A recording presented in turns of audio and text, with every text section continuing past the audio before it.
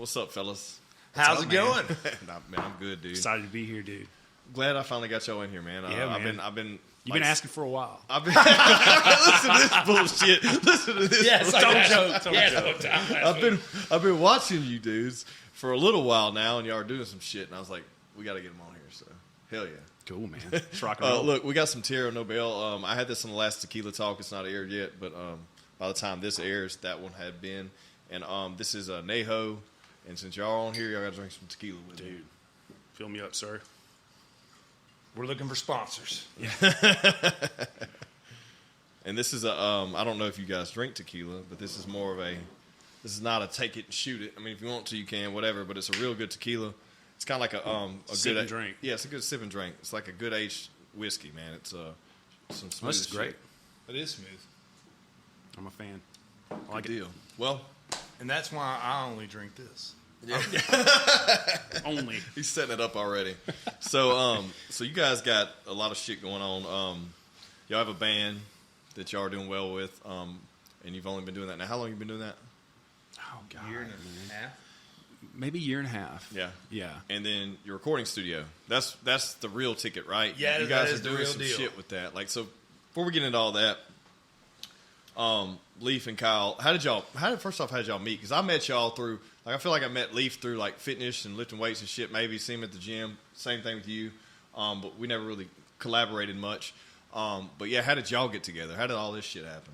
God, man. I don't even know where to start. I kind of remember. It seems like we've met like 10 times, you know. I think the first time we ever met was at a show. It was. Was it in Homer? No. The first time we met was actually in Monroe, and both our bands opened for Big Smo that night. At that strip club.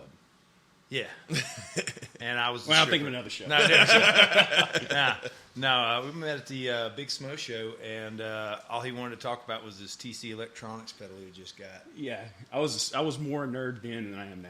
Oh, my God. It was bad. I've calmed down a little bit. Well, so we were sitting there nerding out and, enjoying the thing.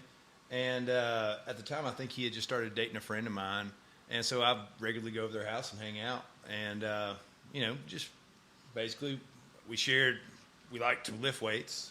We like to play music. And, that's really all it took. Yeah. Just became best friends right then. Yeah. And Step Brothers. Yeah, just like the movie. How long ago was that? Oh, dude, this is Shit. over a decade? You were still with Cody Cook. Man, this is probably 2011. Okay. I'd say 2011, somewhere around there. Yeah. Yeah. And how long have you been playing music? I probably started, I was like 8, Okay. 7. Okay. Started off on drums, went to bass. Last thing I got on was guitar, and I was like, I don't need to learn anything else. Yeah. I did buy a cello recently, so look out. He's getting good. And Kyle, how long you been doing it? Oh, man, I think I started playing guitar when I was, probably 11 or 12. At the time, I lived with my grandparents in Oklahoma, and all my grandparents, all they listened to was either Bob Wills or Ricky Skaggs. Okay. So, like... Some old banjo Yeah. shit. Yeah. So, my mom got remarried and moved down here, and I remember being in, like, 9th grade, and my buddy was like, dude, you ever heard of Godsmack? I was like, what? And the first time I heard, what was their big song? Oh man, It I wasn't- stand alone. I was- stand alone, or something like that. It was that before that. Godsmack? Yeah, that was Godsmack. Wasn't That was Godsmack. Was it Crying Like a Bitch? No, That's that came new. out. That's That new. banger came out later. But no, I remember listening to that, and AC/DC's Back in Black, and I was just like, dude, there's a whole nother world to this. Like, oh my God. Then I got infatuated with rock and roll, and I was like, I'm going to leave all this chicken picking stuff behind for a little bit. And then over time, I kind of came full circle back to it. Yeah. You know? But yeah, to answer your question, I think I started playing guitar when I was probably about 11, and then I got into banjo and whatever you else. can play. From what I hear, you can play anything. Man, I try That's what to. Try to. Yeah, he's particularly, I'd say his best instrument. I mean, he's great at guitar. Don't get me Yeah. wrong. Good at pedal steel. The best at the skim flute. Yeah, Skip flute. I've mastered that. Yes, I'm a virtuoso. I'm not going to lie. His finish time for me is amazing. Yeah. Did you have steel guitar? You play a lot of that too. Pedal steel guitar, it's crazy because most people associate pedal steel guitar with like And I get it. It's kind of a stereotype. Like, it's only old guys who play, which is, Well, you know. It is. Normally. It's like, man. Like when I saw you playing that, I was like, holy shit. Yeah. And it's weird when I got into it. Like, there was this old album that came out. I was probably 15, 16. And it was an instrumental pedal steel album. I think the guy's name was Bruce Capan. And it was just like weird, like ambient pedal steel stuff. And it was just like the most beautiful thing I ever heard. And then later, I got into the more traditional stuff because it paid well, you know. Yeah, but like, so anytime I play pedal steel guitar, it's more of like this, like, how weird can I make this and not make it sound like traditional twang stuff? Yeah, you know, which the old school twang stuff is cool, but it's boring to me. I'm always trying to look for new things with that instrument, and there's so many things you can do with that instrument. It's like I feel like it hasn't fully been tapped into yet. You know? That makes sense. I mean, that most of the time when you think of steel guitar, you think of 70s country. Which is great. Late 60s Merle country, Haggard, 70s, all that stuff. Man, it's awesome. I Yeah. enjoy that. But, like, there's so many different things you can do with it, you know. Yeah, I wonder how it could be implemented into some metal shit. Y'all probably already working on Yeah. that. I know We you guys. actually have an album coming out next week. Nice. There you go. Yeah, no, we actually are doing that on some pretty metal stuff. Yeah. Awesome. Yeah. And Kyle was the first person I ever seen actually do one with an Evo on it. And I mean, besides that, you're the only one that's actually like really experimented with. Yeah, effects. people who don't know what EBO is, it's like this little device. I don't know. It's a little bit smaller than a phone.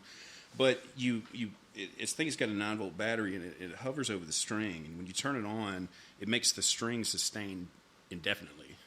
So you don't have to pick it or anything. It just hums. And you can move around on it. If I had one here, I'd show you some sounds on it. Right. Well, also, the tone of it, like the frequency, is completely different. The sound is. Yeah, the timbre of it's totally. It changes it completely. Yeah, it's like you can create these worlds, you know, inside a song with this little EBO and a pedal steel. It's just like, it's almost like a string section, but it's a pedal steel. It's really cool, man. Very atmospheric. Yeah. Well, so you guys been playing for a while. At what point, before this band happened, at what point do you start singing? Dude, I swear, like 6 months ago. It's that bad. Dude, no, it's the that good. first time he talked to me, we were in a fucking bar, drunk, and I was doing karaoke with some guy or something. Remember that shit? And he came up to me, he's like, "Man, you should be a lead singer." I was like, "Fuck no, man. We should try." No, man, just shut up. No. Yeah, dude, this was probably maybe 2 years ago. And prior to those 2 years, Leif had, you know, we would hang out drinking, and he would. I'm going to eventually talk him into this, but he's got like 10 songs that he's like parodied up. Like, what was the Enrique song? I Can Be Your Nympho Let Baby? Me Be Your Nympho Baby. Dude, so we would get drunk, and he would just like, you'd see him with the guitar. It's like, oh, Leif's got the guitar. He starts singing these songs. It was great. And I remember thinking, I was like, man, he's got a pretty good voice. He should do something with that. And then this was probably about 2 years ago. He was like, man, I want to cut a song. And he let me hear it. I was like, dude, you sound really good. And then here we are. So, Yeah. Yep. it's a recently acquired talent, I guess. It's still a new one. It's a new one. Yeah. So you have an album out now, Yeah. or is it single? Did you do single? I'm doing nothing but singles. Okay, you do singles now. Okay. And it makes more sense today. Yeah, I mean, there's no point like spending all that time and taking that long of a break to cut a whole album to release it, and then you could have been dropping singles the whole time. Yeah, the slow drip. Yeah. You know, that's what I tell people. Because, I mean, if you... people come to the studio, not to cut you off, when people come to the studio all the time, I was like, man, I got 45 songs we're going to do. I'm like, you're going to release all this at once? Like this anthology? Yeah. That's cool, you know, but it's not the same as like... Dude, I can remember the first album I ever got. It was Limp Bizkit's Significant Other. I still jam that thing today. I jammed it on the way up here. Like, I love that album. And I can remember back then getting these albums, and it's like... You took it in as a body of work. Yeah. You didn't have took the whole thing Spotify to in. bounce around stuff. Yeah. And, like, you would wear that CD out until, you know, you ask your mom, hey, it doesn't work anymore. Can I get another one? You know. But it's not like that. I call it in the age of TikTok. You know. Everything's just instant gratification. Yeah. So I feel like if you go in and you release 20 of your best songs, you know, it just goes under the rug. You know. Most likely they hear one of those songs. Yeah, and then it's like 5 years later and they forgot about it. To where if you have 5 songs, you can drip that out over the course of a year. I agree. And then they get to pick and choose what they like. Well, it's funny too. Different demographic will like a different single. Kind of like when you drop an album, someone like, for instance, I think of like, remember Lil Jon and the East Side Boys and that album Yeah. dropping, everybody jammed the I don't think I whole listened to that one. fucking CD. Whole thing. What? I'm gonna have to jam it on the way out here. Dude, it's been a shoot. And like, you would have one person be like, oh man, to the windows of the wall. And the other person was like, well, did you hear the blow? You know what I mean? Like, the whole, like, it just depends on who's listening to it, who's going to pick out a song, right? Right. But, no, I think it's cool. So you start singing, when you start singing, like, before this band generated, like, were you doing anything? Were you messing around with stuff? Or y'all just threw it together? Honestly, really one of the first reasons we ever did anything was an advertisement to try to get people to know that we did rock music. Okay. That's when we did the Prince thing. Yeah, That was hilarious, yeah. dude, it was just fun. We weren't trying to like, I guess, be anything with So that. It was those just of y'all who enjoyed don't, it. yeah. So they recreated the it was a Chappelle scene, right? Yeah. They recreated a Chappelle show scene with Prince. You know, anyone who from our era knows that story. Charlie Murphy. Yeah. Charlie Murphy. So from there, that's kind of how it took off, I guess. Yeah. That it took off from just that because we love doing Texas country and stuff, but it's nice to play something different. Yeah. Or work on something different. And we weren't getting anybody really doing any rock stuff, and we were like, hey, we could do this too if if you're interested. Our studio can do this as well. And sorry about that, but that's done. Anyway, but yeah, so we wanted to let people know that we could do that, and that was the big selling point behind that. Is just to let people know that we can do this and we can provide this service. Yeah, it was almost more of an advertisement thing than like some passionate like this is what we want to do is like Chappelle Show skits and you know it was just more of a gimmick to get people to notice. And that's for the recording studio. Yeah. And so, how long y'all been open now? It's been like a year. A little over a year. Okay. Yeah. And so, what has happened in that year? Oh God, A lot. Like, dude, I don't think this podcast is long enough. Dude, let's talk about it though. 'Cause I'm Lord. interested. Here's all right. Look, here's why I'm interested. I may have brought this up. I know I brought this up maybe on the show, maybe outside of the show, talking to somebody. I can't remember who it was, but this area was so pivotal, like for music. You know, Yeah. in the 50s and 60s, and, you know, like Louisiana Hayride. Yeah, and so since Yeah, then, stop doing that, dude. since then, it's went, you know, kind of, it's just, you know, kind of slowly. I feel like there in the 90s, we had the rock era where, you know, these bands come up late 90s, early 2000s, like Tragedy and stuff like that. Yes. And it kind of reinvigorated this area for a little while for the rock scene here. And there was, you know, a lot of good talent coming out of here. And I saw Great. some of these people on the show, and you guys know all those people. And since then, there's really hasn't been anyone around here promoting music production. Yeah. There's just, I mean, maybe there's a studio here and there, but they're not basically, I don't know, they're not broadcasting it well, or they're not known. I didn't know, like, when I heard you guys were doing this, immediately what I thought was, somebody fucking need to, might as well be y'all. You know what I mean? Yeah, right. You know, and I think it was a great endeavor, I mean, and a great decision. Yeah, so I went to school for Pro Tools in 2005. And when I got done with it, you know, I started playing in original bands and stuff like that. And I'd always been in and out of the studio. I loved it, but I had this itch to scratch to play live and do that. So I guess in 2013, I moved to Nashville, and I got to tour and do everything I wanted. And one of the last shows I played was the Grand Ole Opry. And I was like, now what? You know, and I'd been on the road for probably 3.5 years, and I was just burnt out, you know. And through all that, I was in the studio. Were you playing lead guitar this whole time? Or was and, both? and pedal both? steel. Okay, gotcha. Double duties. Didn't pay double, though, Yeah. unfortunately. But, yeah, and it just got to the point where I was just burnt out on not playing music, but just being gone, you know. I mean, I'd go out for 2 weeks and come home for, like, 4 to 8 hours. And you do that for a couple years, and, like, your friends become acquaintances, and family is just like, you don't really have much to talk about. You know, it's just, you feel kind of disconnected. But anyway, where I'm going with the story is, I got to the point where I was burnt out on travel, and I was like, and I was always in and out of the studio. So I was like, I'm just going to start recording stuff out of my house, you know? And I'd always loved it, but like, I really fell in love with it.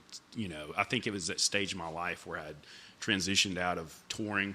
Yeah. And done that. You already got list. your feel of that. Got my feel, and I still love playing live, Right. like with Leif, like doing local stuff, But like the 2-month tours and stuff, I'm 35. I'm kind of getting on up there, I'm kind of over that. But some people love it, and that's cool. But I really feel fulfilled, being in the studio and making stuff come to life. Like it's just because like some of my favorite records, it was like the band was great. But it was the producer and engineer that really brought that home, and it's this body of work that you just like cherish, your favorite albums. It's like, man, I want to be that guy. I'm not worried about being on stage in front of people or having this big name. I just want to make great albums. Yeah. So. Well, I think it's always interesting too when it comes to production in the studio recording, is that so many of these studios out there were so like highly sought after, and so these artists they felt like they have to go there and get that person to work on their music, and there was never nothing right there convenient for them.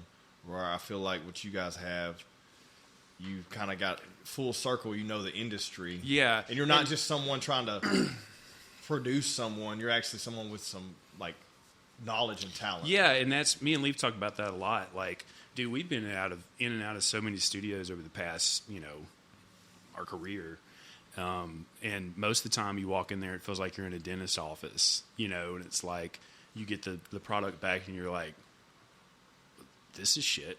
Like, it's really underwhelming. This is, that's the best word. Why do you think it's shit, though? Do you think it's shit because the atmosphere wasn't there? No. Man, not so much the atmosphere, it's the personnel. Yeah. Yeah. It's not cared. Yeah. I mean, pretty much the faster you get it out, the faster it goes, the more money you'll probably make. Mm-hmm. But also, I think that's a negative thing, because if you want to be like somebody that's really making a lot of money and doing well, you have to be great. You have to be the best. Yeah. And there's no ifs, ands, or buts about it. If you want to be a Bob Rock, then you've got to be anal about everything that you do. Mm-hmm. And it is your job to highlight those artists and their talent. Whatever they do, it's your job. Yeah.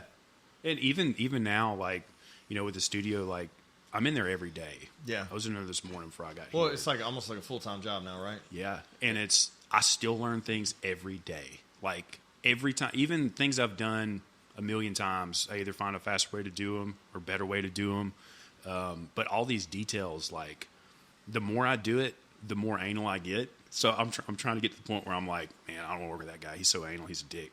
But like at the same time, it's like, man, do you want this shit to be good or not? So there's kind of a fine line. I think it's just how you approach clients. Yeah. Well, so tell me some people you've been worked with this past year, like that y'all couldn't believe, like, holy shit, these people are coming here. Man, sitting in here in this studio, and we're actually collabing with them. We done. We're relatively new, so no one like Gene Simmons or anybody yet. Right. But we had this was probably 6 or 7 months ago. So one of my really close friends I grew up with, Blake Griffith. I don't even know if you know. Yeah, I know Blake. I know Blake. Yeah, phenomenal guy, amazing songwriter. He actually had a cut from Tim McGraw off his last album called Hallelujahville that was written about Grand Cane. I mean, damn. It's an amazing song. Like, go listen to it. So to backtrack just a little bit, it was Blake's idea originally to move the studio out of my house into that restaurant there. And me and him when we were kids, used to eat fried chicken over in the corner. Yeah. So he told me that. I was like, dude, this is nuts, man. I'm not doing that. And then, like, 2 weeks later, me and Leif were like, yeah, we're doing this. So here we are, But anyway, back on track with the story. Blake wrote that song with a guy named Tom Douglas, songwriter named Tom Douglas. And I've met Tom a couple times. Super nice guy, amazing songwriter. He wrote "The House That Built Me" by Miranda Lambert. Yeah. A lot of little big town stuff. So many. He has over 30 #1 songs. Yeah. And he's probably top 3 Nashville writers ever. They just did a documentary on him. Okay. Yeah. It was, what was the name of that? I believe it's on Amazon. I don't know. God. And I feel bad I hadn't even watched it yet. Sorry, Blake. It was, I don't know. It'll come to me in a minute. But anyway, so Blake invited Tom down and a couple other songwriters, and we kind of done some stuff in the studio, and they're wanting to put together songwriters kind of seminar / festival in Grand Cane. So this wasn't even a thing until Tom came down and saw the studio, Right. and I BS with him and saw it was legit. We're really trying to do something here, and so that's in the works. So anyway, so we had him come in, and just being around someone of that caliber is just like, why are you here? Like, you know what I'm saying? No, I get it. Yeah, I mean, it's like, yeah. It's like, wow, this is really happening, So we've had him come in. We do a lot of demos for those guys, and a lot of publishing companies out in Nashville. But I think we recently done some stuff with Frank Foster. This was last month. 2 months we ago. did a couple fiddle tracks. Yeah. Yeah. It'd be on his new album. Walk me through this. So how does it work? So for me and for all of those people who don't know, you have a song. It's written on a piece of paper. What's the next step? Well, to copyright it. Okay. You're going to copyright it now. Today, being that you can have a recorded version of it, that's just as good as having a copyright of it. Okay. Because any file has a date, right? Yeah. Mm-hmm. Correct. We Right. talked about that, and that would hold up in court if Okay. that's what you're getting at. But you can actually go, like, say we're here, you can go to la.gov or whatever it is, and you can actually copyright your song. You send in the lyrics written out, and you can save that. Yeah. And when you actually go to record it, there's timestamps on the hard drive, Yeah, like the actual audio right. files. Yeah, so it's kind of a double whammy there, Right.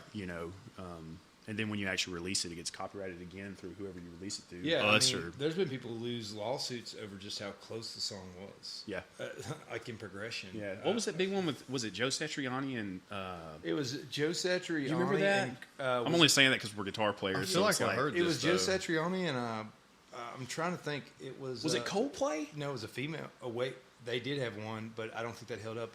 One was actually a female rapper artist. I feel like I heard about They this. used always. Rihanna or something? No. I remember it being a big deal. I'm like, Joe would never do that. Yeah. They used a clip of "Always with You, Always with Me." That's right. I remember that vividly. Yeah. Lil Kim. That's who it was. Yeah, Lil I Kim. knew it was somebody. I thought couldn't remember if it was Nikki or someone. I knew it was a legit ass female rapper. Maybe it was Yeah. Nicki Yeah. Minaj. It was one of them. It was legit though. I just can't remember who it was. But when you brought that, up, I was like, I did remember hearing that. Yeah. I remember seeing that. I was fired up. I was like, Joe's going to win this, man. He didn't steal nothing. Well, there was actually a dispute over the Chili Peppers' "Mary Jane" and it was Danny California, Danny California, and Mary Jane. and Yeah. Tom Petty's "Mary Jane." Yeah, which, I mean, they're kind of close, but it's like, it was just a chord progression. It's three chords. So Well, it's, so they give you, not to cut you off. No, you're good. Like, so write the song, copyright it. What's next? My question is, I'm a starving artist, or I'm a solo artist, or I have a 3-piece band. I write these songs. I'm playing them in bars. It's time. I've got enough following. I feel like I got 5,000 followers on Facebook, Instagram. I want to come cut a record. What do I do then? there's a bunch of different avenues you could take. There's Okay. There's more than one way to skin the cat here. Right, okay. Because I've had, recently I had a guy, and I've done this several times. They'll send me a voice memo of them singing the song. I'm talking about with their iPhone, singing the song, and then playing guitar to it. And I'll import that into Pro Tools. Is that awkward? What? Like, just like knowing that someone texts you, like that they were sitting there recording their song on a phone and then send it to you. I guess not in your industry, but for me, it feels. Does it feel awkward. weird? It feels awkward. Like it feel too awkward. personal or something? Yeah, I don't know what it is. No, Yeah. it's very normal. Okay, Yeah. it is. I didn't know. Just like that seems like No, just- I don't know. I guess I've done it so much I'm immune to it. Yeah. It doesn't feel weird to me. It just feels normal. Yeah. But they'll send it to me. I import it into Pro Tools, and man, anytime I'm doing stuff like that, really anytime I do a project, it's across a click track metronome. The old Yep. piano teachers Yep. are like follow the little, Yeah. So that's built into Pro Tools, and I'll find the BPMs, the beats per minute, and then sync this voice memo up to that, and then from there isolate the vocals and build the whole track around that vocal line that they sent me through their iPhone. So once the whole track's built, mute that scratch vocal they sent you, then then they come bring 'em in. and then sing over the top of But it that's for the final. that track. That's got their whatever sound they gave you with their vocals, right? Right, and I build in the studio. I build everything around that. Okay. So, well, do you ever run into this? I feel like you see a lot of people who want to cut a record, but they don't use their who they're performing with all the time. They bring other background music in, or you guys may be playing. Right. Like, what does that do with the quality? All right, so what does that do whenever, like, say I'm an artist, I have a band, I can't ever get these dudes to show up on shows, whatever. That's so I'm usually like, the problem. Yeah, right. I know the industry, right? They can play it. They just want I to show used up to to play play in bars it. and shit a long time ago, but it never amounted to anything. But it's like, so I can't. So I'm like, We've been fuck there, it. man. I know. I'm like, I hey know. guys, can y'all play drums and guitar? I'm gonna come in, cut a record, and then they release this thing, and then they're like, fuck, it sounds amazing, but then their band's not playing as good as y'all are. Does that shit happen? I feel like it has to happen. It does. Yeah, It More does. often than you think. yeah, More I would often think so. than you I mean, I think. just feel like that's a scenario that happens a lot. Yeah. Man, it's kind of I don't want to say a touchy subject because we're not talking about anybody in particular Hey, here, but it happens probably more often than Well, I not. can only imagine because you guys are phenomenal musicians, and you have these guys who have a great band behind them too. But then once it's tracked and produced, and it sounds amazing, and it sounds that good, there's probably no way they could ever duplicate that again. Well, at that point, like, did you get what you wanted? Yeah. Like, did you get a good song that sounds great? Yes. Then there it is. Can you ever replicate it live? Well, That's what's weird. Now, there's something that goes. I'll let Leif comment. There's something on that goes into that. If you fired up in here, man. Let's do it. You can look at this from a certain point of view. It's much easier to learn something that someone else did on the fly than it is to, I guess, create it on the spot that day. Exactly. Okay. Exactly. Because sometimes the best parts are not the most technical parts. We know that. Yeah. Because like if you're going to be a studio guy, a session guy, your job is to play for the song. What drives the song? What makes it the best it can be? It's not always going to be sweeping arpeggios and Two-hand tapping. with your toes. Yeah. Live is Now, cool, now you know. there are moments that they call for those things. Yeah. But it's for the song. Right. Yeah. What does the song ask for? And man, on that note, there's a lot of people who are great live, Amazing. but when you get them in the studio, I think three things can happen. They get the red light syndrome, where they overthink things, and they just can't be themselves. Two, they don't. I don't think they have the creativity to improvise the parts he's talking about. Yeah. In a timely manner, because time's money. You don't want to spend 20 hours figuring out a chord progression. Yeah. And three, I forgot what three was. I think the tequila's talking now.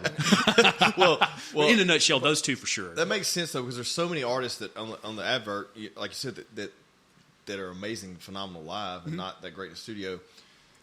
Two people come to mind, two artists that literally make me have goosebumps thinking about it. Is In a good or bad way. is Gary Clark Jr. Oh God, yes. Awesome. and Tab Benoit.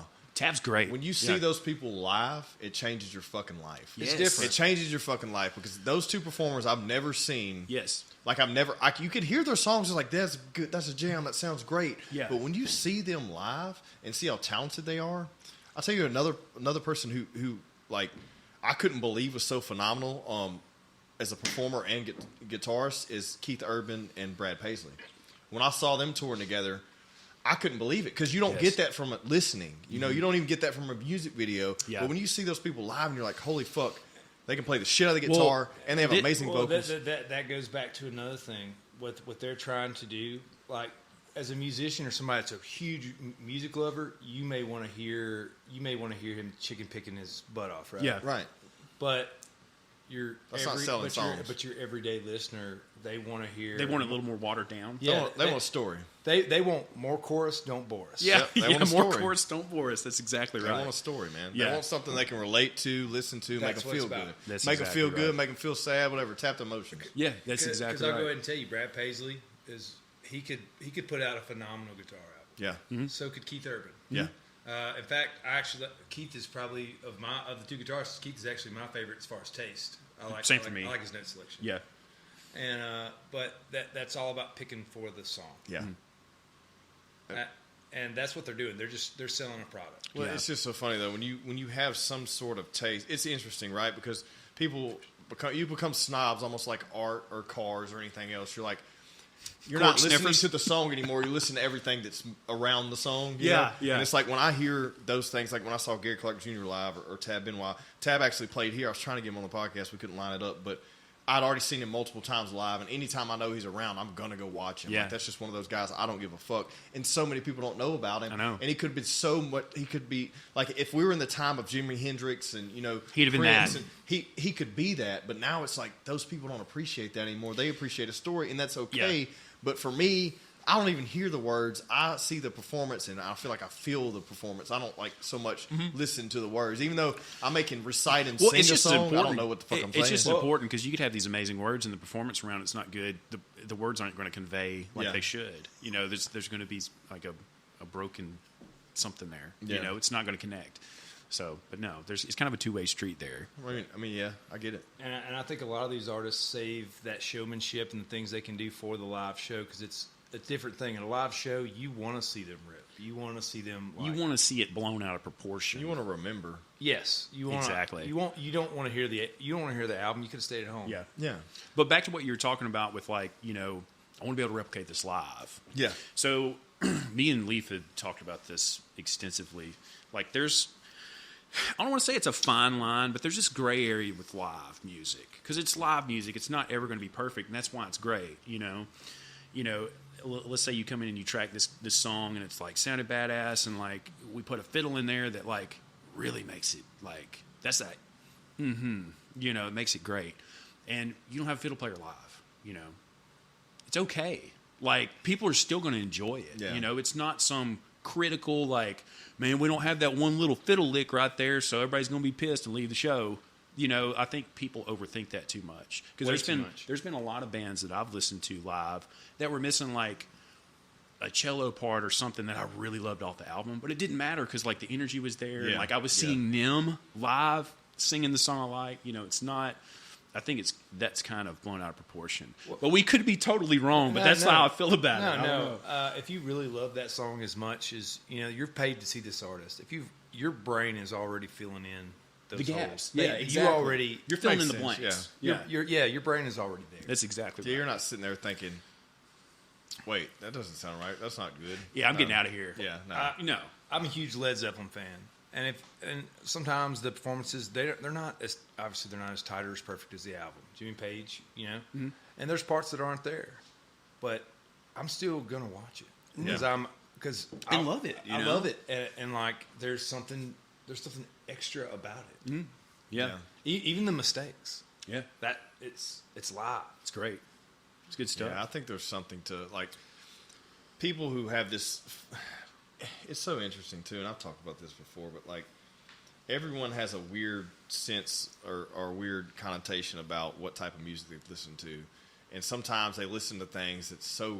I mean, it could be amazing, but they don't want to share them with people because they only want people to know if they listen to something similar, right? It's kind of like an identity thing, right? So you got your closet tunes that Yeah, nobody your hears. Yeah. I got a couple of them. Yeah, everyone has that, right? But like, I always think it's interesting to for people to like share what they really like and then kind of learn from that, right? Because there's so many songs, and not to get like too far left, like, oh, I need to find some crazy artist no one ever has heard of so I can mention them and I wanna sound be a hipster. cool. Yeah, I'm a hipster. I want like not Yeah. to be like a hipster, but at the same time, like introducing people to new music all the time, because like the thing is I feel like there's only a certain amount of sounds that we've experienced. Agreed. Mainstream, right? Agreed. But there's so many other sounds that we haven't experienced, Yeah. and what you guys are doing, you're going to catch lieu of that way further ahead of time than other people. We're trying will. to. But figure out how We're out there fishing every day for it, man. trying to figure out how to implement that back into the stream. You know what I mean? Like, and to get people to catch on to it and be like, okay, this is something new and different. Right. How does it apply? Because, I mean, we all know that's like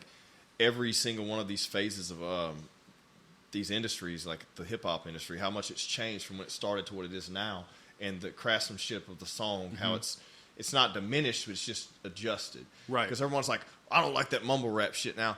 It's still being produced, it's still being engineered, and it's still being put out there. There's time put into this. This is still artwork. It's just not the same artwork as it used to be. Right. But it's still something unique in itself, and it's a different fucking sound. You Yeah, may not exactly. like it, but that's hip-hop right now. Well, I mean, this is a totally different genre, but like when Waylon and stuff came out, Yeah. everybody hated it. Yeah. They were like, "This is bullshit." It's not country music. you know. But like, we never heard those people say that. No. we just think that's like, "Oh my god, hell yeah, that's Yeah. the stuff," Yeah. and it's amazing stuff. But there were haters back then too. Yeah. you know. So like, no matter what you do, any way you try to twist the knob to a different setting, there's going to be someone who doesn't like it. So it's up to you to be like, I dig it. Fuck off, loser. You know, I'm into this. You know, and you just go with, you know, what you like. You know, you have to.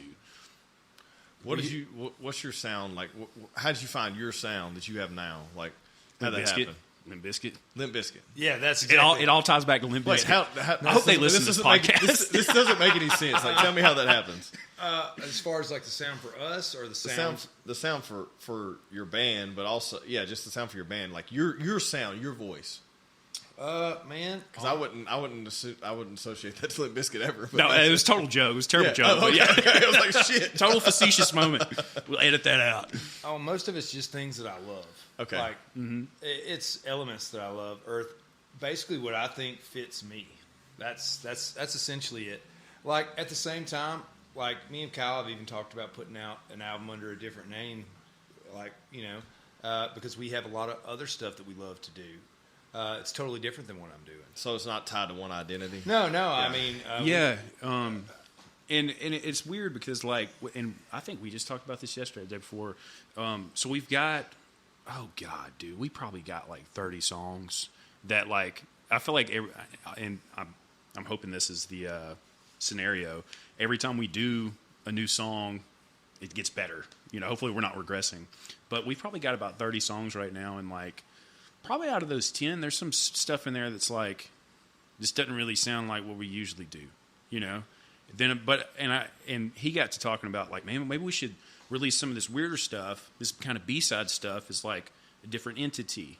And I was like, man, if you go to listen to Led Zeppelin or like any of these great albums, it's like if you listen to Going to California then Black Dog, that's not even the same. No. It's not, dude. Like not even close. Yeah. Same singer. And that's how you know it, you know. So it's kind of like maybe we should stop catering to like what other people may consume it as and just put it on there. If they don't like one of the songs, then don't listen to it. Yeah, you know? it'd be awesome to drop an album that had a little bit of everything in it. Exactly. No one does that. Exactly. Well, that's exactly it will right. be. And it's not so left and right where it's like, man, this next song's dubstep. Yeah. You know, it's not that. That'd be awesome, though. It might. Maybe we'll eventually get to that point. I don't know. I mean, that's what would be known as. It's like every track's like you never know what you're going to get. Yeah. You know. Well, I'll tell you this. We have like a track like Pretend. It's acoustic, cellos, pedal steel, really, pretty different, different type of style. And then we've got some other stuff that's coming out that would pass for a new Metallica record. Yeah. And that's going to be a very, But the ultimate like fingerprint on it, though, is vocal. You know what I mean? Because like if you mute the vocal and you just listen to music in general, like from a band or whatever, it's like it didn't truly have an identity until you put that voice on it. Right. So it's kind of like as long as the vocal's there and it's when right. It's audio, but whenever it's visual, like when you're, it's still audio. But like if you're only listening to it, then yeah. But I feel like if you're in person, then you appreciate the background almost more than the vocal. Yeah, I can see that too. Yeah. So I don't know, and I think maybe we're kind of shifting away from that. I don't know. I'm sure we'll probably do a dubstep album or something. But yeah, so we're not worried about it. We're just going to put stuff out, and if people like it, they like it. If they don't, then it's like, well, I like it. I will say we do have somebody's going to like it. We do have one song that eventually I guess we'll put out. It's a song called Sober, and it's actually the verses are all rap. How fitting. They're all rap. Yeah, they're basically rapping. It's, yeah, that's essentially what it is. Think like Third Eye Blind. Okay, but it's rapping. See Me Charm kind of life, right? Kind of like that a little bit, but but it's different. Yeah, and then at the same time, we might do something really bluegrass. You know what I mean? Yeah, we got a couple of them up my sleeve. Yeah, ready. Yeah. Bust out the old 5-string. Yeah, that's interesting. Show you some real truth. Here's something that like I think about and I see. I fucking love Charlie Crockett.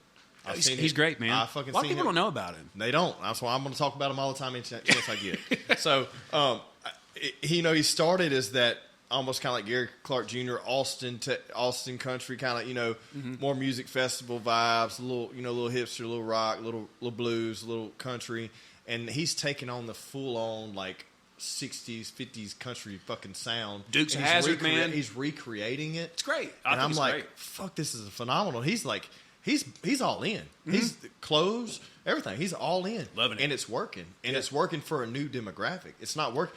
We don't have 70-year-old people listen to it. We have 20-year-old people, 30-year-old people listen to this shit. And they're like, they've never heard the sound. They didn't know the old version. That's exactly right. I feel like all those great genres, even 80s dubstep, it was around here in the 80s, I think it all comes back around because younger generations find it again. It's recreated, but they enhance it. Like, so his version of some of these songs sounds phenomenal compared to the original song. Yeah. You have some people who are like people who are just like true to the originality of it and say, "Oh, I like the original." But some of these songs he's like redoing, or the sounds he's creating is like, dude, it's got a Hank Williams vibe, but it's got a little blues vibe to it, and it's like no one can duplicate it. Like he's taking pieces of things and marrying recreating together, the sound, marrying them together, and then he has something new, but at the same time, it's got all the old. It's all from somewhere else. Well, I think it's where new things originate from. Like like even with guitar playing, like with the way I play, it's not. It's regurgitated licks that I try to steal from like Joe Satriani or whatever that I couldn't really figure out, and I just kind of half-assed it, and now it's just how I play, you know. So I think it's a lot like that with music too. Just over the years, people are like, man, I like this song, I like this song, I like this song, I like this song, and then they write a new song with all these little pieces from the song, and it starts venturing into a new genre, Well, you can look at Kyle's playing, and we talk about the banjo thing. Well, like most of your players, a lot of them are alternate pickers, every note. One of the things that's really made him interesting as a player is all that banjo picking has really paid off because it's these aggressive legato lines. And they sound more aggressive because of the way he plays. And it makes something completely unique. It's different. I'm a regular alternate picker, and it just sounds like shred man. Alternate picking, for people who don't play or know, it's where you have a pick and you pick every note with your actual plectrum. I can't do that. And I do a lot of chicken picking and stuff, but Kyle's taking it to a pretty astounding level. Next level, yeah. We'll be Jeff Beck here in a couple years. Yeah. Rest in peace. He was great, man. Oh yeah, great player.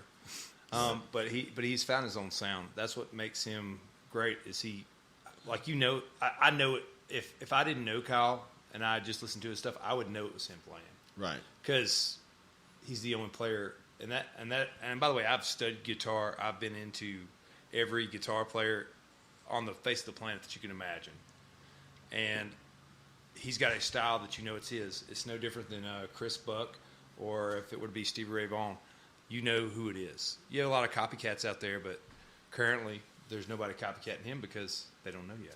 Yeah. Which is wild to hear. I guess he's partial because we're partners, but I get tired of hearing my own shit. Well, I think it's with anybody. I can tell you this: he's bashful, but he was offered the Brantley Gilbert job. What about a couple months ago? Yeah. Which kind of goes back full circle to being on the road. Yeah. It would have been amazing, but I don't. It'd be good money, good time. And they're actually fixing going tour with Nickelback. Nice. I just saw that yesterday. He's got a new little look and sound about him now too, which is cool.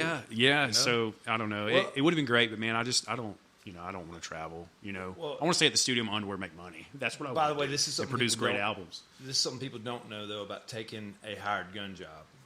Hired gun job does not pay like you think it does. Oh, really? No. Pretty much the way it's looked at is, okay, like say I were in that group, I would be a hired hand. The guy who's making all the money is going to be Brantley. Right. Those guys, it's not with anything. As a matter of fact, it's comparable to your normal jobs. Okay. It's nothing like that. It's a lot of fun. And I'll give you an example. So, for example, say you were in a group, say like Blackberry Smoke, though, or somewhere where there's like equal partnership. It's split. If me and Kyle, for example, our group, it'd be an equal split of whatever I did. It would be a different thing. Yeah. But when you're a hired gun, it's hired gun pay. Yeah. That means that they will find someone else to that's play the bad those parts. Yeah, because everybody that's wants the bad it. part. Everyone wants it. And if people are curious about like a monetary thing for a situation like that, this isn't black and white like this, but like for a gig like that, you would probably make anywhere from $200 to $400 per show, which is not bad if you're playing 3 or 4 nights a week, but It's not a lot of money. It's not what you thought. It's not a lot of money. And you're gone all the time. Yeah, you know, not a lot of money when you think about the head. Like who's singing the song is making 100 times, 1,000 times that. Some of those guys Exactly. are making over $200,000 for a show. Yeah. Right. Yeah. But the worst part is with you being a hired gun, like you're expendable. Yeah. Like if you mess up too much or you just don't get along with the drummer or whatever, yeah, they're going to find somebody You're else. gone. Yeah. Or maybe so you it's have something it's going on with stressful. your family and Yeah. you need to be home. Your mom's with Yeah, cancer. it can be very It's over. very stressful. So, That's something that's not talked about. Yeah, You know, it's not yeah. talked about A lot of people just don't realize that, And I'm just kind of stereotyping in general, just based off my experiences. But if you're in a band like he said, Blackberry Smoke and stuff, where things are divvied up, and you're not some hired gun where you get peanuts, it's a totally different story. Yeah. Same thing with Nickelback. Yeah. They divvy it up. So, but yeah, but and there's nothing wrong with that either. I got a lot of friends who do that and they enjoy that life. They love traveling and they have family and kids and they make it work somehow. Yeah, I don't have family or kids, but I couldn't imagine, going down that road tough, for man. years. It seems tough. It is, man. It'll wear you out. And you're like, you're constantly moving and you're constantly playing and I don't know. Touring seems frustrating to me because you're always playing the same shit. Like I feel like that would get. You tell me. I feel like that would get redundant. Yeah. So, a lot of the shows that I played, we would go out and we'd have backing tracks. So, kind of going back to the metronome I was talking about with working in the studio. So every song's to a click, perfect timing. In your ears. Yep, in your monitors. And there's backing tracks that play through the mains, which backing tracks could be anything. It could be percussion. Yeah. That cello part we were talking about, that Yeah. they didn't have a cello player live, they'll run backing tracks with Gotcha. it. And then the crowd hears it. Even though they may not see a cello player, they're probably too preoccupied with the singer or whatever. So in doing that and being on such a grid, you have to play it exactly like the album. Every time. Every night. Now, there might be a little solo section where they'll let you bust loose for 10 seconds, but you better get back to, what you were supposed to play. And, it's cool. So you become robotic. Exactly. And it would be different if it was music I wrote or music I cared about. I guess every mainstream artist do it that way? Or is there some that... No, there are that don't. I believe a huge one would be John Mayer. Yeah. Okay. You're talking about running tracks and stuff? Yeah, well, or just that... Not all of them. Or just the I'm fact... not saying he doesn't run any tracks, but If he does, it may not be on every song. It may be Yeah. only one or two songs. but he has the freedom to improvise for longer and do what he needs to Right. do. Yeah. And that's the difference between, again, being in a band and a company. Yeah. Because when you're with, originally when we started doing this, I was really wanting to call our group a band name because I'm a big fan of bands. Mm-hmm. But the bad part is, if you have to go do something acoustically by yourself, nobody's going to show up to the show if they don't know your name. If you say it's Leif Shively from Outlaw something or whatever. Gotcha, yeah. And so that's a negative part. But I actually, because first of all, I'll be straight up, I hate the idea of individual names. Because at the end of the day, if it's a real band and it's a real creative project, it's multiple individuals. Yeah. Right. And that's what makes it great. Because I go ahead and tell you, the studio guys that played on someone else's album that made it so good, that was their creativity. That was what that's what they laid down in the moment. They made that. Right. It's not going to be just a Brantley Gilbert, or it's a collaborative effort. Yeah. And maybe I speak that way because I think I was a guitarist forever, out playing giant festivals and doing stuff, and that's the way I view it. And knowing that, but I also hate band T-shirts where it's like Leif Shively Band. Yeah. I'm just being real. So pretentious. So what are you going to do? What kind of band T-shirt are you going to have then? Well, Well, we got some ideas. We'll post them on the website. I'll go ahead and throw this out at you because as you know, I'm an idiot and I'm a wrestling fan. I was going to bring that up. I've seen you more. I feel like you and I have hung out more in WWE Halloween costumes than we have in regular clothing. It's happened multiple times. You know what's bad? If people would let me, I would walk around daily like that. Oh, I know you would. I've seen it every day at the studio. Yeah. I almost wore my NWO shirt today, but I fucking forgot. That's Dude, what I was getting to. Actually. I've been fired up, man. Damn, I don't know why. I said I was going to do that mentally. Hey, next time we're all going to wear them. Well, I texted my wife. I was like, "Fuck, I forgot to bring some clothes. You meet me," and I just told her to grab a shirt. And I was like, "God damn it, I was going to wear an NWO shirt today." It's funny you say that. Our first T-shirt that we are actually doing, because I don't personally. Sad to bring it up, didn't you? Oh no, being real. I don't. Okay, I don't want to see Leif Shively Band. Like, okay, fuck it. You know what I'll do? We use the initials LSB, because the reason I put band in it, because it is a band to me. And because I'll be honest with you, to me, sometimes the guitar player is more important than the singer. Yeah. Sometimes the drummer, like the drum, people can say what they want, but the drummer is what makes you really love a track. Yeah, it's quarterback, dude. It's quarterback. And then there's the bass, and if the bass isn't synced up with the drums, there's no love in it. Fall apart. It fall apart. Yeah. But we're doing it. Actually, it's going to look like the NWO shirt, but it's LSB. Nice. And it's going to say. We'll get you one. Yeah. What size you I wear? need one. XL, man. Extra medium? XL. We got you, dude. I can't do We this got you, medium, man. But Extra medium. but no, I always thought the name thing was kind of pretentious. Yeah. I'll make jokes about stuff because I think it's funny as hell, you know. But no, I think you're just overthinking it. no, I'm serious. Like, in all actuality, if you look at it from start to finish, it's a collaborative effort, no matter what. Yeah. And I wish that it were. I wish this generation was more of a, like, they had names like Blackberry Smoke, Leonard Skinner. They all need to go buy that first Limp Bizkit album and get back to the real truth. That's what they need to do. Because I'd much rather wear a T-shirt with a band name than I would, like, you grow up on that. Mike Awesome. Or, Mike Awesome? Yeah. That's a pretty good name. Actually, you know what's funny? That's my stage alter ego. You know why I said that? Believe it or not, that was the name of a WCW wrestler. Oh, was it? Yeah, it was. We're going to bring it back. It wasn't a popular one, but we're going to bring it back.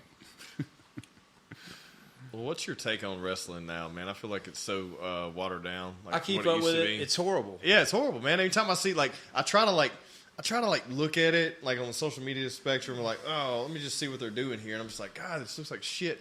How did they, with technology, I'm sorry to go on this. No, you're good, man. Kyle, I'm sorry. But, like, trying to go down this road. I've been to WWF before. I've like a real one. I haven't. So, okay. He gets WWF every day in the studio. Yeah, exactly. I grew up watching that shit. But, like, it's like, with all the technological advances and all the money, why have they not fucking, like done something better? Done something better with the production? Oh, agreed. That is a big problem. Like, the storylines are shit. Like, there's no Stone Cold. There's no The Rock. Do you know why? Do you want? Yeah. Why there's Why? not? Equal opportunity employment? No, zero. Has zero to do with that. This is the big problem. They became so big, it became a multi-billion-dollar corporation, and so many investors, the way they're set up, that now your favorite promos, like when you saw Stone Cold do the John 3:16 promo on Jake the Snake Roberts, if I want to say King of the Ring, it was King of the Ring. So, it was King of the Ring, and it was one of the biggest promos. It was one that like struck him into stardom. All that stuff was off the cuff and stuff he kind of had in the back of his head. The wrestlers don't have that freedom anymore. Gotcha. Mm-hmm. It's like to create their character and to what they're going to say. So they can't hone their craft. They just get in line and then they say, "Here's the script." Till the day they take away that script, you will never have another Stone Cold. So with Triple H taking it over, what is something going to change? And I thought also that it's like, isn't it about to be sold out to Saudi Arabia? Yeah. What's the deal there? You would know more than anyone else, I feel. Sadly enough. Don't ask me. This is the pro right here. I didn't mean to bring this up, but I'm interested. If he wasn't doing music, he would be in the wrestling for sure. Well, I mean, look at it. I'm not going to lie. I could save it. Yeah. Hey, music doesn't work out. That's your next calling. Hey. The only reason I even did any jiu-jitsu was so that I'd be ready for the mat. Yeah. So after this music thing takes off, I'm gone. But no, from what I've read, the Saudi Arabia thing, it hasn't been confirmed that that's actually true, but I do know from what they're saying it's going to be sold. Right. Well, do you think it's good or bad? It would depend. I would guess, I don't know religious-wise how well that would really do on your freedom to say what you want. Or with women, and I feel like that would be a negative. Because I remember But at the same time, they want to make money. Yeah, agreed. But the question is, though, do they want to make it a product in just their country? Because I'll be honest with you, right now in Saudi Arabia, I'm assuming 80s wrestling would be fine, which I'd be okay with if they like kept to the over the top characters. But at the same time, I don't think in today's like national TV thing, it's going to appeal to any Americans. If it changes like that, it would really depend who bought it. Now, if they said, "Hey, let's go 90s with this. Let's hire some creative writers and let you guys kind of be creative. Do what you got to do. See what cream rises to the top." Then it could change. It could change. Well, I'm just interested because when I heard what Vince McMahon having to get out of it and Triple H taking it over, I was like, well, maybe he'll bring some of this back, and then all of a sudden you hear it's going to be sold. So it's like, fuck. Well, in the words of Vince McMahon, you got no chance in hell. I'm kidding. Of that, he's been practicing this for weeks. All right. Yeah. I was just hoping I was going to ask him of that succeeding. Yeah. I've had these questions planned in the back of my mind. Hey, you know what's funny? I'll tell you this. There was a WCW trivia night. Sadly enough, we had. I tagged you to go. I said, let's fucking go. I know. And you didn't show up. I was there waiting on you. I fucking lost. I lost, bro. With your NWO shirt on, I you're lost. ready, man. You would have won if I come. I know. But I'll tell you why. I don't go to fucking lose. I'll tell you why I could not make that. Actually, it was studio. That was studio because I really wanted to go. Just I'll be honest with you. I just want to hear what questions they ask. Yeah. You already know the answer. Like if You're they're just relevant. curious what they're going to ask. I want to know if these are even relevant. Are you worthy of even doing this wrestling trivia? Yeah. Like, Is this the correct question to ask? He would go up and create. He'd probably have a fucking list of his own questions. Be like, this is what you should ask. Next time we're going to these. We're going to redo this. I'm not going to lie. I do have quite a few questions. I think it would be really good for one. Oh my God. Hey, isn't Hardy on? What was he on? Hardy was just recently on WWE. Whose theme song is sold out? That would be WWE. I was not aware of this until like 24 hours ago. It's amazing. It's an amazing song, by the way. Really? Yes. If you haven't heard it, the newest badass. Hardy album is probably, I don't know, honestly, probably best album in 8 or 10 years. Really? Dude, Yeah. Most unique thing I've ever seen. It does not suck. It's very good. Very good. Very creative. It's half rock, half country, and there's one song. It's like two songs in one. I believe it's called "The Mockingbird and the Crow." Yeah. Are you a Wage War fan? You ever listen to Wage War? No. I mean, I feel like I've heard that, but I don't know. I feel like I've heard Wage War, but I don't know. I'll text you some songs. to Yeah, listen to. I will know them when I hear them. It's Really like, good stuff. It's heavy. Yeah. Like metal. Yeah. Not, I'm not talking like 80s metal, but like today's metal. You know? Talking about like Hemingway jams at 2 a.m. Yeah, maybe a little heavier. Yeah, a little heavier. But, Heavier, yeah. But Hardy had some of his band come in and play on his new album, which is really cool. It's really, really good. But yeah, I found out that was the theme song for that. I was like, I've been jamming that song for 6 months, like on repeat. That's very cool. The production's amazing. Yeah, it's right on. It really man. is. It's Yeah. So like, I guess over the past, I don't know, year and a half, me and Leif were like looking at Wetzel, seeing what he does. I'm a fan. Okay. I think Ragweed's one of the best songs ever written. I don't know it. I don't Dude. listen to it. Dude, I'm not. I'm so. She misses Ragweed like I do. Yeah, dude. It's a great song. Like if you mute the vocals, it's almost like Nirvana, like the Okay, music. okay. It's like grunge rock. Well, I like what country's turning into, and I'm gonna go ahead and say it. I'm not a huge fan of Texas country, like red dirt country. But I like bands that bring in a blues feel or blues tones, and then put country vocals on top of it. It's cool. You know, Yeah. or that bring a rock tone and then but not when it goes pop, I'm fucking out. When it goes pop, I'm out. And when it goes too far red dirt to where you're almost being too artistic, I'm out. Yeah, You know what I mean? Like, yeah. I like it authentic, but I'm fucking Dude, I'm, I'm a sucker for pop, but there's good pop and there's bad pop. Just but like are you a there's sucker for country pop? no, not at That's all. what I'm talking about. I'm not talking about regular pop. that's like, hey, dude, I'll jam fucking Miley Cyrus. What's That's that like song? that's like pepper and sugar blended together. It just didn't work. Wait, now we're gonna put that on. Then we're talking Miley Cyrus. Yeah. I gotta say, Okay, her new album is good. it's phenomenal. That's one of those closet jams for me. Hey, like dude. I dig it. Air 'em out. personally, Air 'em out. I was at the gym hitting chest this morning. I had Miley Cyrus on. Air 'em out, bro. It was the best pump I ever got. I was ready. Hey, It the felt one good. she did with Billy Idol. killer track. That was very good. Very fucking Dude, awesome. her singing Jolene, I was like, fuck. When I heard her, do the cover for Dolly, I was like, holy shit. Like, her actually getting to display her fucking vocal capabilities and not playing some pop shit off of a TV show. It's like, yeah, damn, dude, you can really see how much of an artist she is. She, very, very much so. There was I listened. My buddy showed me this. This was probably a couple weeks ago. It's Metallica's Black Album, but like all these, tribute. all these artists done covers of their songs, and she done Nothing Else Matters. Who did? Molly. Did she? Dude, it's badass. Yeah, man. well, no, it's very good. Actually, she's performed with them live too, and it's I was not aware of that. very, very good. Wow. Yeah, it's definitely worth checking out. Very good. Yeah, man. It's like, I think we got lit one night was talking about Amy Winehouse, like Valerie, stuff like that, like or like Lady Gaga, like just the artistic vocalization of what they started out with, like playing a piano hall in New York City, just fucking just grueling, just grinding and fucking trying to make a name for themselves, and then turn into huge pop stars, and that kind of all goes away. Yeah, it's like what happened to the first album that was so good. Yeah. Well, you want to talk about pop music and a huge change? Look at John Mayer. John Mayer has honestly single-handedly, probably more than anybody, and this is gonna be hard to say, but he's probably brought back the blues more than any other artist. And at his shows, I'll go ahead and tell you, he can rip with the best of them. Oh, that dude's a gangster, yeah. But you don't hear that on the album, like we've Right. talked about. But what is great is the solos he plays. They're always tasty. Yeah. They're always like they're the perfect thing for the song. Well, he has his own sound, just like you said. Kyle has his own sound. Like, you can pick him out. You can pick John Mayer out. Like, yeah, he can replicate some B.B. King or some shit like that. But He can replicate. Yeah. He can replicate stuff.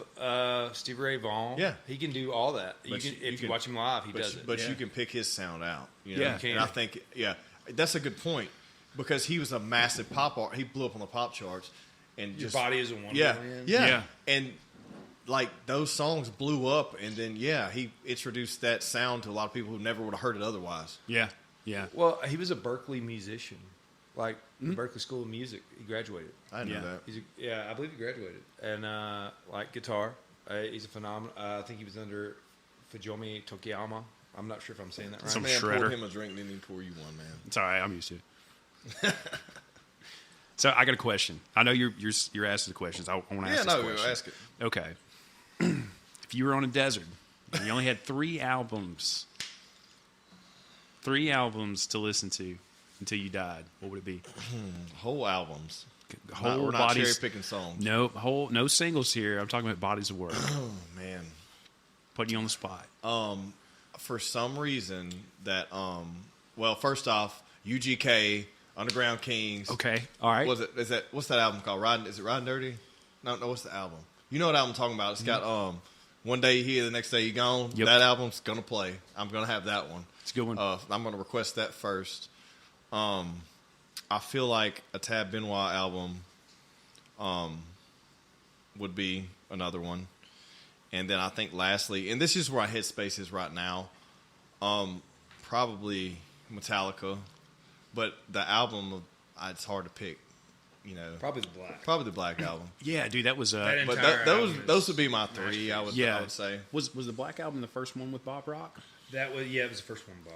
Yeah. I get a little taste of everything I like. Yeah. A little bit of that gangster gutter rap. If I'm going to go out, I'm going out Yeah, with these and then jams. I get my fucking legit probably best. While you're rock I've searching ever for heard in my coconuts, life. man, UGK's jamming. And then Yeah, I get it. And then I gotta hear my blues. Yeah, And, yeah. right now I just like Tab Benoit. Yeah. I mean, I say right now, fucking for the past 10 years. Yeah. Do you guys watch? Do you watch any shit? You watch shit like American Idol? Oh, yeah. And Oh, yeah. what's the other one? Voice. The Voice. And what's the other one with Simon? Was it Rising Star? Hey, Why do I know these names? America's Got Talent. America's Got Talent. Did yeah. you see? You watched that too? Yeah. Did you see that guy from Winsboro, Louisiana, the black dude? I hadn't watched it in a while. Dude, go fucking watch it. I can't even think of his name right now, but he cut an album. So he was on in like 2018 or 2019. He made it so close to the final round, and then he got let go, and then he came back.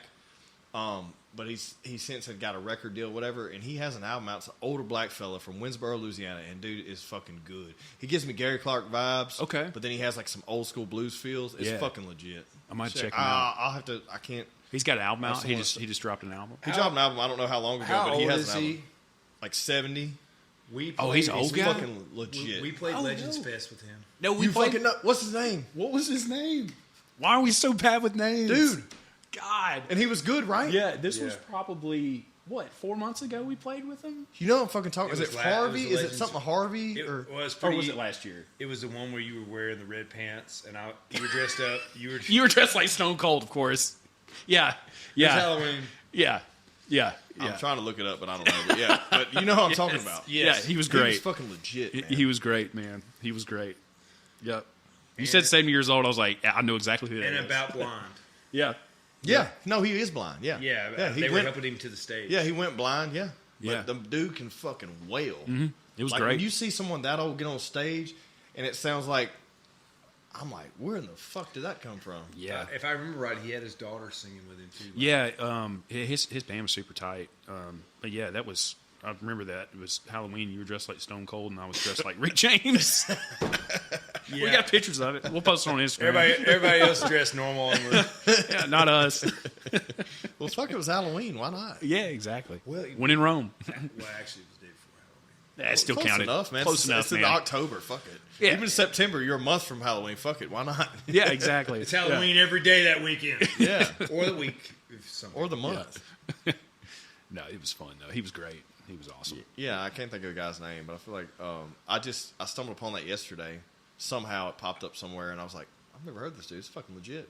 I would know it if I saw the name. And then I told we were headed to CrossFit to teach a class. Well, that might have been the night before. It wasn't last night. Night before last. I told my wife, I was like, look this shit up. Let's listen to this shit on the way there. It was fucking legit. I liked it. But it's always fun to. I love like being pleasantly surprised by music. Like when someone says, listen to a song. And then you're like, okay. Most of the time, I feel like we're like, fuck, this was person making me listen to. You know what I mean? But then you're hear underwhelmed. Then you hear it and you're like, fuck, that's good. You almost don't want to tell them it's good because you don't want to give them too much satisfaction. Like, but then you add it to your playlist. Yeah. And you listen to that banger for like 2 weeks straight. Yes, yeah, man. exactly. Dude, Kyle sends me stuff every day, and I'm like, it's really good. This is pretty good. He sent me the Dredge stuff. Does he ever send you some shit and you're like, this is absolute trash? No. There you go. Not yet. Well, I'm not going to lie. I feel like maybe in another life, maybe we were brothers or something. I don't know. In a weird way, yeah. Yeah. Yeah. In fact, like sometimes I don't even make suggestions because I already know that he thinks the same. Yeah, like if we're like producing, you know, like it is kind of dorky. Really, it's just dorky. Like we'll be doing something, and he looks at me and like I'll do like a vocal throw, like an echo, and he was like just a nod of like that's what I was thinking too. You know? So it works, you know. It could be worse. We could be like fighting like cats and dogs all the time over ideas, but so we got that going for us. We're just stupid enough that we agree. Yeah, exactly. That's what it is. No, man, I think it's awesome. I think what y'all are doing is I don't know, man. I think it's something that it's just been taken for granted. The whole industry has, right? And now it's something that people see value in. And like, I mean, what do you see yourself in 5 years? Like, what do you think? What do you want to do with this thing? Man, I want to be driving a Lamborghini on my own island.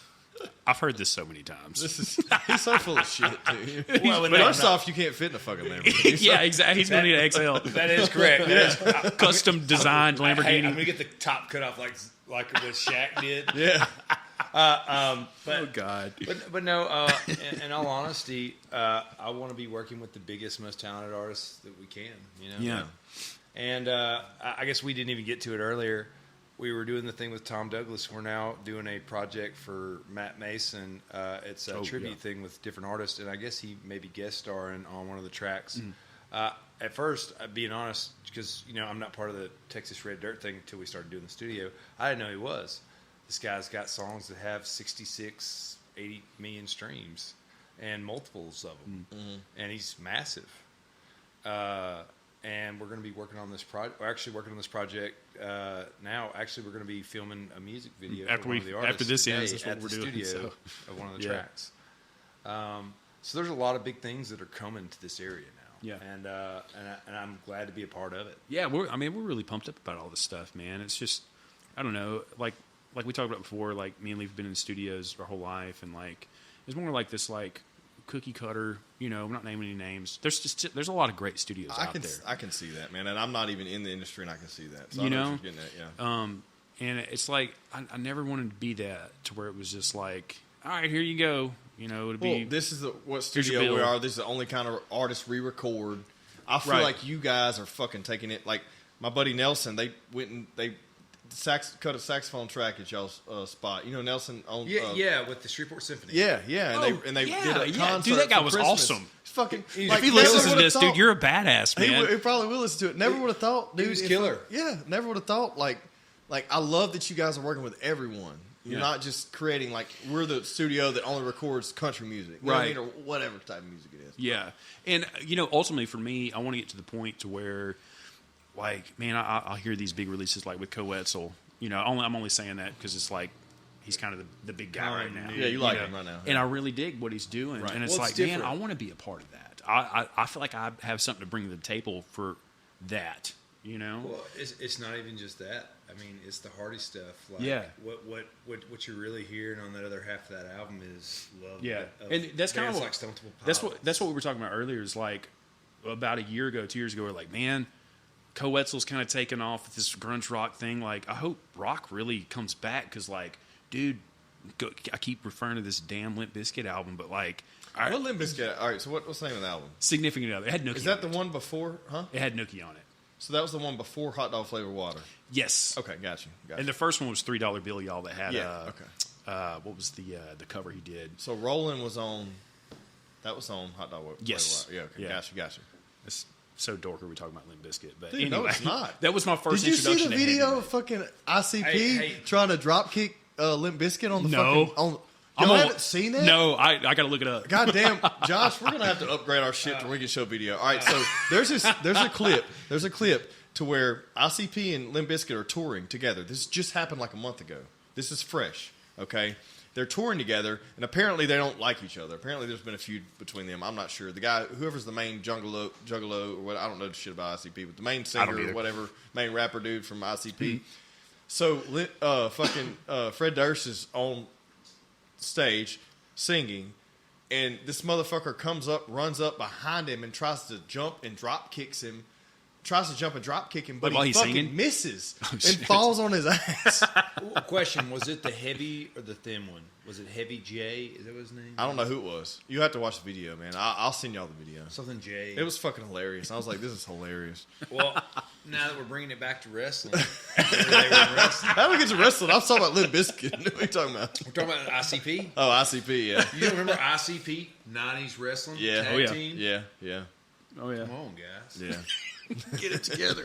Come on. But no, back to what I was talking about with the rock stuff. We were always like, man, I hope. Is that it? The video. Is that it? It missed, dude. He totally missed that. It was like the most embarrassing shit ever. Like that was bad. But no, we've been like secretly hoping like this rock thing comes back because like, dude, like it's going to. It has man, to. Like everything has cycles. Like, yeah, like I mean, for years I made a living playing country music. It was great. I love country music. I love everything. But, like, at the end of the day, I'm like, we'll be working on a project, and I'm like thinking to myself, how rock can I make this track without pissing somebody off? You know? So I'm always trying to, that is a battle. Like, can I turn up these riffs a little bit? Yeah. How edgy can I make this, you know? Can I distort this some a little bit? Can we throw this halftime and... like triple bass, quadruple bass. Yeah. So not the drums up a little bit. Well, man. Yeah, exactly. And the great part, what we're doing right now is we've met like what I would say we have a drummer currently that can do Adam Gillette. He's amazing. Gillette. He's amazing. If you said play Slipknot, if you said hey play Mike Portnoy, he would play it for you on a whim and. Honestly, he could even do it with latency in this track. That's how good it is. Yeah, that's a whole nother nerdy topic. Savant. but, yeah. He's savant level. Yeah, he's great, man. Savant level. So- like, Yeah, we've had him in the Special. studio cutting tracks, and he's great. And, Yeah, I do love I was a huge fan of rock in my early 20s, and I love it and all the things before it started getting to, mainstream and too, you know what I mean? Like yeah, so too poppy like and- your stuff was like I don't know, like Seether, stuff like that. I liked Avenged Sevenfold. Oh God, yeah, Backcountry. Fuck yes, Dude, that was my the album before Backcountry was amazing too. The one with all the fucking sound and horn. It's something in horns. yeah, it has I know what you're all the talking artwork on the front Yeah, of it. It's is an it- amazing album. That one, I love Avatar. That's a good band. Dude, they were great, You man. seen them live? I have not. Fuck. Change your it's life? like watching. I know y'all fucking seen Metalocalypse. Oh, yeah. yeah. It's Leaf- like watching, Leaf made me watch it's it, like yeah. watching Metalocalypse because it's the only band you're seeing where their hair's so fucking long, they're all twirling at the same Just time. in sync. Yeah, and it's like watching that cartoon on fucking stage, Avatar. Legit They made as the fuck. cartoon Dude, after and they're like them. Norwegian or some shit too. I Right, don't know what right. they are. I don't mean to offend them or anything, but like they're fucking legit, dude. I saw them live. That was amazing. I love Five Finger Death Punch until they went too far. Fucking. Yeah, man. know- I don't know what happened with that, but I'm a fan of their earlier stuff. But like all that stuff, and it's always funny. Like you always sound like a snob. You're like, oh, I like the earlier work. You know what I mean? But it's Yeah. fucking true. Like I was there from the first Limp Well, Bizkit album. yeah, Well, I don't think it's always like for myself. I know it's not always true because I'm a huge Alice in Chains fan. I like pretty much everything they did. Have you seen them fucking live? I've never got some. I have to. I've only watched videos. Holy fucking shit. Okay, so look, I went and watched them live, of course, with the new lead singer, who is fucking phenomenal, and Agreed. you cannot I've tell. listened. I can't tell the fucking difference, Dude. And so I went and saw them, and it was them and fucking Korn. Oh, The sickest shit I've ever seen in my so fucking my life. I've favorite seen a lot drummer, of- my yeah. favorite drummer, his name's Ray Luzier. Yeah. he's playing with Korn now, Oh, and shit. I've got to go see Dude, him. so I saw them in Dos Equis Pavilion in Dallas, and Alice in Chains. I want to say Korn opened for Alice in Chains. I can't remember. Might have been vice versa. It doesn't matter. It's Dude, equally awesome either Dude, way. I couldn't fucking sit down. Like, Yeah. and it Fired was up. like, yeah. I mean, it wasn't even like it was just fanboyed. I was like, holy fuck! Like, and people with me like, we didn't ever seen this side of you. I'm like, you don't fucking know. This is my shit. Right used to here, get in you that know? mosh but pit. you don't realize that's your shit. Like when you're down in the hole and you're like, You feel Fuck. it, like man, I am in this. when hole. it's right there on the stage. Yeah. And then you hear Korn, you're like, fuck yeah. You know, they play all that shit, all that good stuff. Yeah, yeah. No, that's disturbed it. Yeah. I'd probably piss a lot of Alice in Chains fans off by saying this. My favorite Alice in Chains album, hands down. the devil brought dinosaurs here. No, it's the one that gives. I believe it's called Black Gives Way to Blue. The album. That's Black a was- newer. yeah. That's a newer That's a one. newer one. That's a Newer newer one. one. That's Had- what- it had that- Check So My what Brain on song it. do you like? Check My Brain. I hate that song. Really? Check my brain. You like that? I love it. Dude, That- that I hate that. Yeah, but Dude. California's alright. Where's that guitar at? Somebody check my brain. Dude, it's so good. I love it. I love dude, it. I don't know. I didn't like that song. I think because they played it too much on fucking Octane. It was every other song they played that well, song. I don't listen to the Yeah. radio. Maybe that's why. Well, back then I did. Uh, Yeah. well, at the time, because I was still buying CDs. I was behind the times. And also, I lived in Homer, Louisiana. Good old Homer. So my Wi-Fi, was a thing. yeah, yeah, And, non-existent. So I'm still like, He's on a dial-up modem. I'm still getting CDs. I'm still the fucker pulling out the fucking CD case. Let me get that fucker in. Dude, yeah. And I mean, Black Gives Way to Blue. I liked every song. What is on another that good album. song on that album? There's some that I really like. I hated that song because I heard it too much. It wasn't that I didn't like it. But No, you hear dude, something too much. every song on that album Yeah. a banger. is a banger. Huh. Yeah. Dude, and I'll go ahead and say it. Best guitar tone they ever had. Yeah. Hands down. That album's pop. That's a free for- amp.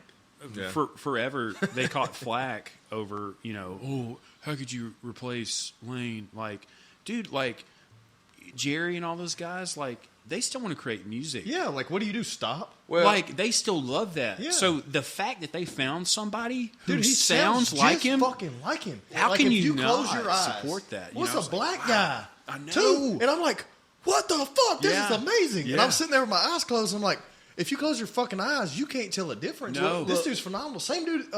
It's like the guy from. I mean, Journey. what are the odds The they found Journey, someone? The new Journey singer, like an Asian. yes. fucking amazing. Filipino. Incredible. Philippine. Excuse me. Yeah, I don't know what, but yeah, it's amazing. And no, totally agreed.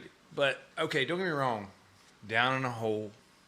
It's my favorite. Rooster. All time favorite. Not Rooster. Have you heard Ryan Adams do Down in a Hole? No. Not Bryan Adams, but Ryan Adams. No. I'll send it to you. It's so good, man. So good. But in all honesty, though, those tracks would. Oh my God, I like that track so much. We used to cover it. That's how much I liked it. I hate covering tracks. I hate covering songs. But I liked that track so much. Had to do it. Alice in Chains is probably one of my favorite. Like as far as harmonies, that it always had this dark. Well, most people harmonize in thirds. They'll do it mainly in fifths. It was so unique. And that's the sound. Which is Jerry's, brainchild there. And that's what I was going to get to. Amazing. A lot of your favorite lyrics, of course, Lane Staley did quite a few, but a lot of your favorite songs were written by Jerry Cantrell. Mm-hmm. Yeah. Jerry Cantrell is, a lot of Alice in Chains. Yeah, I want to say at least 80%. And also a phenomenal vocalist. Yeah. Like without those harmonies, Alice in Chains does not have that dark vibe because the harmonies are always so loud in their stuff. It's present. It's beautiful. Yeah. Yeah. And at the same time, it takes you on a journey. That's what's special about it. So I'm secretly hoping like all that great stuff is slowly coming back in. It'd be nice. It'd be nice. Because you see these country music artists selling these stadiums out, but then you see these these bands coming back and playing, and you're just like, dude, there's not getting ticket sales, and the shit's amazing. Like it's frustrating. Yeah. But we have cycles. It's gonna happen. It'll come back around. Yeah, I think all great things come back around, man. Yeah, it's inevitable. It's gonna happen. I hate to self promote, but one of the coolest things to me, we did a track as a tribute to the troops. We did a cover of "I Won't Back Down" by Tom Petty. Yeah, and Kyle laid these harmonies, and if you're listening, he Jerry Cantrelled it. I try to channel my inner very Jerry, perfectly. And this is a new talent for Kyle. Kyle is, on top of being the best at everything. Don't want to brag, but now he's the harmony guy. Yeah, try to be. No, it's important, man. It's important. Especially if the song calls for it, you know what I mean? Right. Yeah. Well, really, it was one of those convenience things because it's like, man, I can't get anyone in here for 2 weeks to sing harmonies on this crap. I'm just going to try it. So I was like, if it sounds like shit, just tell me. And Lee was like, dude, that's it. I'm like, really? Because, anytime you hear it, I've always had this voice phobia. I used to not even leave people voicemails because I couldn't stand the way I would sound in it, And singing's, that's a whole nother level of, in your head. It's like, I definitely ain't going to try to sing if I hate my voice this much, you know. And I was like, man, I've got to do something. We've got to get the harmonies on here. And I told him, dude, if it sucks, tell me. And he was like, no, that's it. I was like, fucking with me? It's like, no, it's good, man. It's great. I'm like, okay, all right. So I enjoyed it. It was fun. Well, one of the things that I would say kind of sucks about singing is a guitar, you can practice and you can play anything you want. It doesn't matter. However, though, with singing, you're going to have a certain tint to your voice no matter what. It goes back to the fingerprint. Yeah, you're always going to sound like you. You're going to have your own sound. There's nothing you can do about it. And that's what sucks because, if your imagination tells you that your voice should sound like this on something, and Chris Cornell, you're not ever you have to cater to what you've been given. Yeah. Well, the worst things I think are people that play cover songs and try to sound too much like that artist instead of taking that cover and making it their own. Dude, we were just talking about that the other day. We'll hear these people do covers. No reason to cover a song if it sounds like the original. Different. Yeah, if it sounds like, I'm just going to listen to the original if it sounds close to the original. Right. Do your own thing with it. Look, here's the deal. I can understand keeping the words because that is their body of work and that's their masterpiece, and you're paying ode to it in your own way. And that's what I come back to. So, if you want to take a song, make it different in some way. Whether it's vocally, whether it's instrumentally, make it different. Yeah. If you're going to cover a Prince song, you're going to cover a Tom Petty song, do your own thing. Yeah. If it sounds exactly like it, then they've already had it. Yeah, exactly. Whether people are mad, whether they love it, they may even tell you they like it better. But regardless, it has to be your own. It doesn't matter, Yeah, because if it sounds close to the original, it's like I just want to listen to the original. Yeah, It needs to be a totally different, not totally different, but at least a good variant take. What on- new do you have to offer? Yeah, exactly. A fresh perspective on that Yeah. song, you know. Cool. I like it. I agree. Well, Yeah. let's wrap this thing up, guys. We're over an hour. Man, I thought we just got started. I know. I'm- Yeah. I know, Dude, right? we still got some I know, of this right? this fine It's drink. fine tequila. I know, right? Yeah. Well, Yeah. hey, till next time. Hey, cheers, man. Cheers, gentlemen. Enjoyed it.